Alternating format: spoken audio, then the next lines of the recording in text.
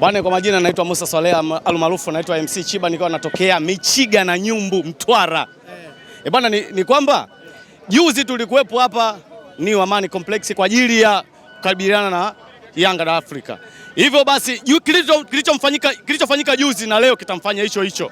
Hapa ninachosema, wale wanaovuka maji, ina maana leo lazima tukimbiane hapa jioni. Unaona? Majira ya saa 2 hapa Yanga anakufa hizi, anapigwa 2.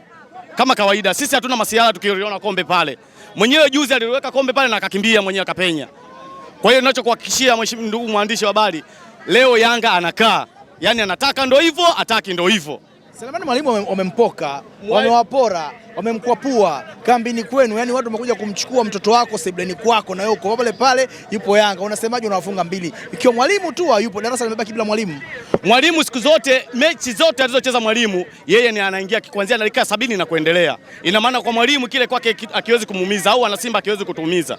Kinachotuumiza sisi ni kile kitu ambacho kutuaminisha kama mchezaji ni wa kwetu, alafu baadaye inaonekana anatambulishwa upande wa pili. Hicho tu. Unaona, ila kuchukuliwa Mwalimu, washachukuliwa wengi sana. Chama mwenyewe alikuwepo kwa amefanya nini?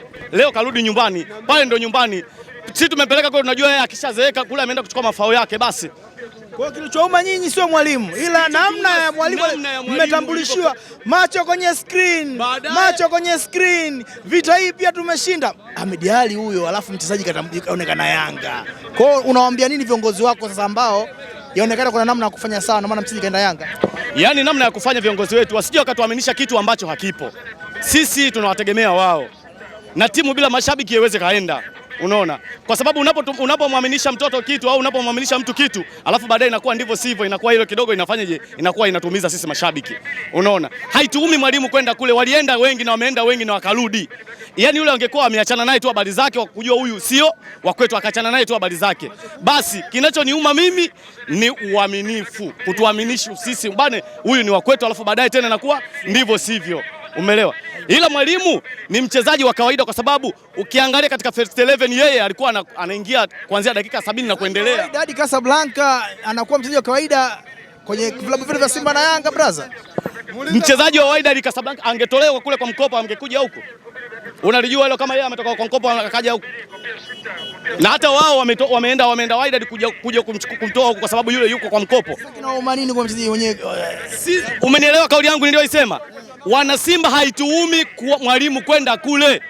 Kinachotuuma sisi viongozi wetu jinsi gani wametuambia. Kwani wangapi wametambulishwa kule na wamefanya kazi?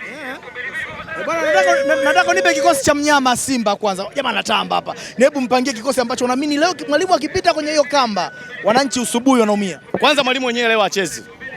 Kikosi chako cha Simba unakijua ukijui? Kikosi changu mimi cha Simba nakijua, pale tu mbele, huku nyuma sina shida. Haya, mbele niomba tu yule basi nawekea yule. Sawa, mbele nitajua mbele. Mbele pale kuna Kaleso, kuna Chama, kuna Aura, kuna Mpanzu. Umeelewa? Shafanya kazi. Katikati wewe mwenyewe unajua nini. Ibrahim Dumbia ina maana hapo kikosi chako. Ibrahim Dumbia ina maana anzi. Kuna mzee wa nani wewe? Wa kujitutumua Nixon Kibabage. Mtoto mdogo mambo mazito. Ibrahim Dumbia. Dumbia ndo striker refu kuliko goli. Hujampanga kikosi chako.